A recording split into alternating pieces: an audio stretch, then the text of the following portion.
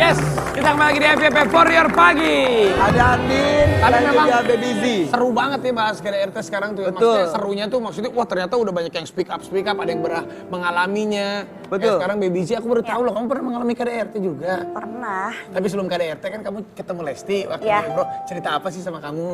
Waktu ketemu itu nggak sengaja. Kan Kamu umroh bareng? belum. Nggak sengaja tuh? Iya, nggak sengaja ketemu di Madinah. Aku udah duluan. Nah, dengar kabar Lesti berangkat dan Bang Sandi info tuh Dedek Lesti lagi umroh. Ketemu nggak? Enggak Bang, kayaknya aku ke Madinah, dia di Mekah gitu. Ya udah, pas hari terakhir aku di Madinah, aku mau sholat di Nabawi itu penuh kan di dalam. Jadi aku sholat di luar. Terus? Di luar, di depan aku ternyata Dedek. Gitu. Emang kalau lagi umroh tuh suka keajaiban tuh. Iya, keajaiban Iya kan? loh. Bener nggak? Terus Nggak, akhirnya? Akhirnya tuh Dede gitu, terus langsung aku peluk segala macam, mulai itu ya pokoknya pelukan menguatkan. Gimana, Teteh gimana sayang, udah itu alhamdulillah Teh sejak umroh lebih tenang, perasaan lebih enak. Gimana sih Dede, aku nggak ini, Dede gimana tuh gendong siapa, Baby L gitu, digendong segala macam. Dia ngomong ya Teh gimana, aku udah tenang. Terus komunikasi masih alhamdulillah masih baik-baik. Ya, aku masih saling sayang. Aku sayang dia, dia sayang aku, kan kita ada BBL. Cuman kemarin tuh mungkin aku dalam konteks, ya dia masih muda ya. Oke. Muda, Emosinya jadi masih. emosinya gitu. Oke. Jadi seperti itu, dia bilang masih Teh, kita masih saling sayang, pokoknya Oke. gitu aja sih gitu. Nah, sementara di rumah tangga Baby Z sendiri saat kejadian KDRT usianya kamu berapa saat itu? Sama Lesti. Sama. Dikerasin Aku kan juga? nikah 20 tahun, punya anak 21, aku udah punya anak, dua-dua udah punya anak 2. Oke, KDRT-nya separah apa? Apa yang dilakukan? Verbal kah atau fisika? Fisik. Fisik. Jadi dia juga masih. Jadi kan kenapa ya, suamiku tuh kan kerjanya belum ini. Jadi kalau misalnya aku ngeluh soal susu anak-anak habis, terus dia nggak tahu deh, tiba-tiba dia ngunci pintu di dalam. Terus? 2 hari nggak keluar ya. Aku kan bingung kan, aku mau gimana, atau aku gedor-gedor, dia keluar langsung dipukul gitu. Dan Paling itu, parah seperti apa? paling parah itu aku dijedotin ya. Dan katanya sampai sobek ada 5 luka. jahitan, ya 5 jahitan. Boleh lihat nggak apa-apa? Ini ada bekas jahitan kan? Iya, Aku iya, udah iya. lama kan, aku udah pusanya udah sampai 10 tahun. Itu dari Dari- kekerasan suami Iya, saat itu? Iya. Tapi ini memang ini ada artikelnya tuh Baby Z pernah jadi korban KDRT. Oke, Ya. kenapa nggak lapor? Pertanyaan lagi saya tanyakan. Ya itu dia, aku nggak lapor karena mikirin anak-anak. Anak. Terus nama baik keluarga, sama nama baik mertua aku. Akhirnya bisa lepas? Bisa lepas ya, aku nyerah karena udah 5 tahun dan terus-terusan makin parah gitu loh, makin parah. Dan dia nggak pernah mau kasih solusi gitu loh kalau kayak gitu. Jadi pas terakhir aku dipukul sininya dan itu membuat kakakku tahu, ditanya, karena emang Baby tuh tidak pernah menceritakan itu sama keluarga karena satu nggak mau jadi apa ya, jadi pikiran mama bapak gitu, dan malu lah gitu. Akhirnya pas ketahuan ditanya, ya sudah, di situ aku akhirnya Oke, menyerah. dan itu kan sama seperti pertanyaan Kandi, tidak terjadi di satu malam saja, Iya, tidak. berkali-kali. Berkali-kali. Nah, yang membuat bertahan untuk Baby Z saat itu apa? Dulu kan pernikahan itu sakral buat saya ya.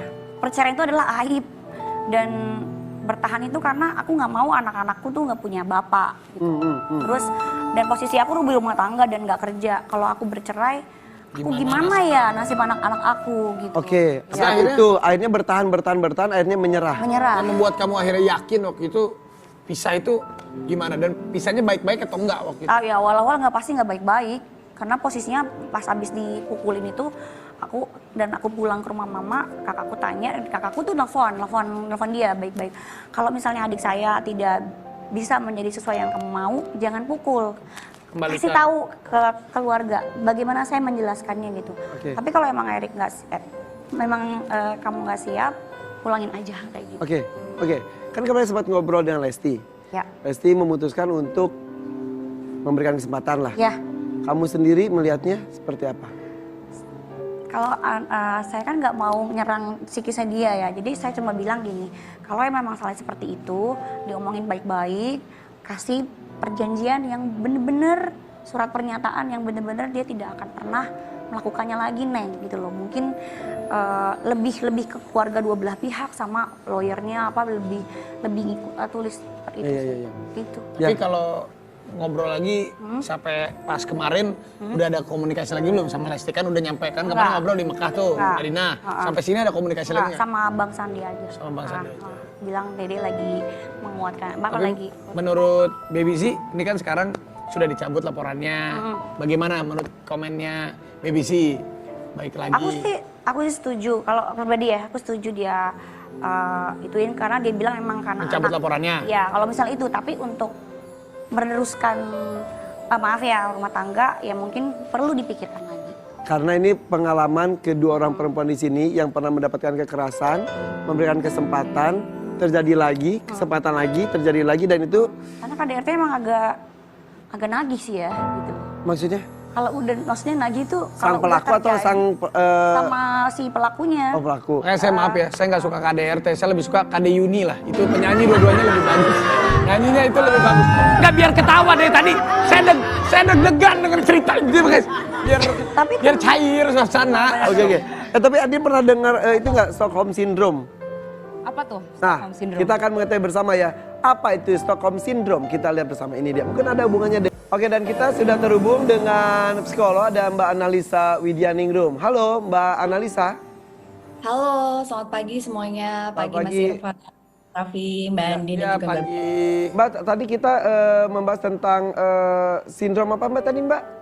Stockholm Syndrome ya. Boleh Ya. dijabarkan sedikit lagi Mbak? Maaf. Stockholm. Oke, Stockholm Syndrome ini sebenarnya dulu muncul gara-gara sebuah fenomena penculikan di Swedia. Jadi disebutkan oleh kriminolog atau psikiater bernama Niels Bejerot tahun 1973, tadi kayak ada di video ya, sekilas Oke. ya. Dimana penculik itu menyandra korbannya, terus kemudian justru korban ini jatuh cinta sama penculiknya. Oke. Nah, akhirnya berkembang kan dari tahun 1970 sekian itu sampai sekarang, dan ini terjadi di beberapa fenomena yang justru dikaitkan dalam kondisi kekerasan yang ada di dalam rumah tangga dan beberapa setting lainnya. Tapi secara harfiah kalau kita pahami, Stockholm Syndrome ini adalah kondisi psikologis paradoks di mana ada ikatan yang kuat antara korban dan pelaku kekerasan gitu. Jadi justru si korban ini tuh memiliki perasaan iba yang mungkin berlebih, malah justru melindungi, rasionalisasi kalau korban ini adalah bukan korban, terus pelaku ini baik gitu. Oke. Jadi ini akhirnya berkembang dan sering dikaitkan dengan isu-isu KDRT seperti itu. Oke, dengan beberapa korban memaafkan, mencoba untuk memberikan kesempatan, apakah ada kemungkinan bahwa pelaku KDRT nantinya akan mengulangi perbuatannya lagi? Dan itu kalau misalnya mungkin berapa persen biasanya? Ya, mungkin memang ini sangat nggak bisa dijawab secara pasti ya, sangat Ya. tergantung gitu dari beberapa kondisi yang ada. Tapi kalau harapan kita sebenarnya tidak berulang lagi gitu. Cuma kebanyakan memang akhirnya pelaku ini melakukan kejadian yang sama. Tadi mungkin sempat dibahas kalau temperamen itu sesuatu yang nggak bisa berubah gitu. Ya. Jadi ada beberapa penelitian justru mengatakan temperamen ini 30% pengaruhnya terhadap perilaku seseorang. Nah, 70% ini adalah environment dia gitu. Dan itu bukan satu-satunya tugas dari pasangan untuk bisa mengubah temperamen pasangannya. Tadi yang sempat Mbak Andin sampaikan juga gitu. Jadi kalau kita lihat memang kebanyakan kondisinya tuh terulang lagi, tapi kebanyakan juga nih dari pasien-pasien atau klien saya, pelaku ini ketika melakukan lagi kekerasan dalam hubungan mereka, korban ini nggak mau speak up karena ya tadi malu, aib gitu. Jadi untuk kejadian berikutnya tuh nggak terungkap, kebanyakan seperti itu. Tapi biasanya terjadi karena temperamen tadi tidak bisa dirubah Oke, begitu. jadi kemungkinan terburuk yang bisa terjadi adalah jika terulang lagi, justru kali ini sang korban mungkin akan menutupi, begitu ya?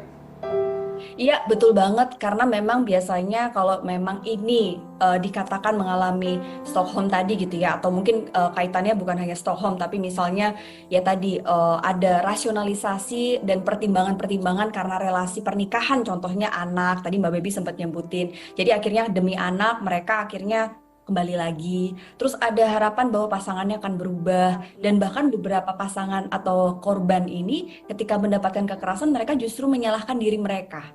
Gitu. Ini yang paling ekstrim. Jadi akhirnya terjadilah kejadian yang serupa seperti itu. Oke, jadi ya jika kita melihat ada korban dan juga pelaku di depan mata, kemudian terjadi seperti itu, apa yang harus kita lakukan sebetulnya?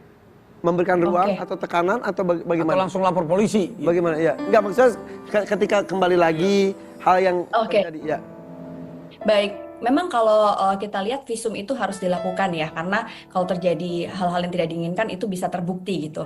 Tapi kalau lapor polisi kembali lagi itu hak masing-masing setiap Oke. pasangan. Oke. Nah, yang perlu dilakukan justru korban ini butuh mendapatkan pendampingan psikologis, karena itu sesuatu yang saya rasa justru lebih penting untuk kita bicarakan bagaimana pendampingan trauma para korban, karena trauma ini bisa mengalami post traumatic stress disorder yang cukup panjang gitu ya, bahkan sudah melanjutkan hidupnya gitu kan, itu mungkin tidak semuanya bisa lupa gitu. Nah akhirnya kalau kita lihat tadi yang seperti Mbak Andin sampaikan, support system ini begitu kuat perannya untuk bisa membuat korban ini bisa pulih secara psikologis. Oke. Dan ada dua untuk healing, yaitu safety and truth. Kalau selama healing itu tidak aman dan ada ketidakjujuran, biasanya healing itu nggak akan optimal begitu. Oke, jadi harus ada kejujuran untuk bisa healing itu sendiri ya. Terakhir sedikit Dan aja Mbak, keamanan. apakah ada pengaruh Iya. kepada anak nantinya ketika ini terjadi pada orang tua yang sudah bermasalah, bisa kemudian kembali lagi? Apakah ada pengaruhnya? Ya pasti, karena anak itu role modelnya pasti orang tuanya, dan semua orang tua yang kembali rujuk padahal sudah mengalami kekerasan pasti pertimbangannya anak. Nah cuma yang perlu dipikirkan kalau tujuannya adalah untuk kebaikan anak, artinya pada saat kekerasan ini akan muncul lagi atau mungkin muncul dalam hubungan pernikahan, maka kembali ke tujuan awal. Yang terbaik itu untuk anak bukan berarti memaksakan, karena anak melihat orang tua yang bertengkar, apalagi ada kekerasan di situ, itu pengaruhnya luar biasa buruk gitu, membentuk temperamen tertentu terhadap anak. Bahkan kalau kita lihat film yang kemarin saya barusan nonton, Jeff Dahmer itu, ketika dia menjadi seorang pelaku kekerasan seksual, itu justru dibalik itu ada penyesalan si ayah yang ini kisah nyata gitu ya di Amerika. Dia justru merasa bersalah karena sempat mempertahankan hubungan yang toksik dengan ibunya dan sering sekali menunjukkan violence di depan anak.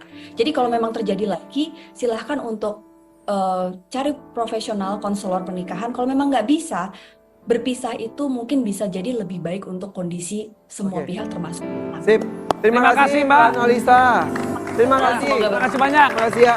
Dan habis ini juga kita bakalan bahas satu persatu video pencabutan gugatan, statement ayahnya Lesti juga, dan permintaan maaf Bilar dari analisa ekspresi bersama Mbak Joyce. Jangan kemana-mana, tetap di FYP For your pagi. Tak pernahkah kau sadari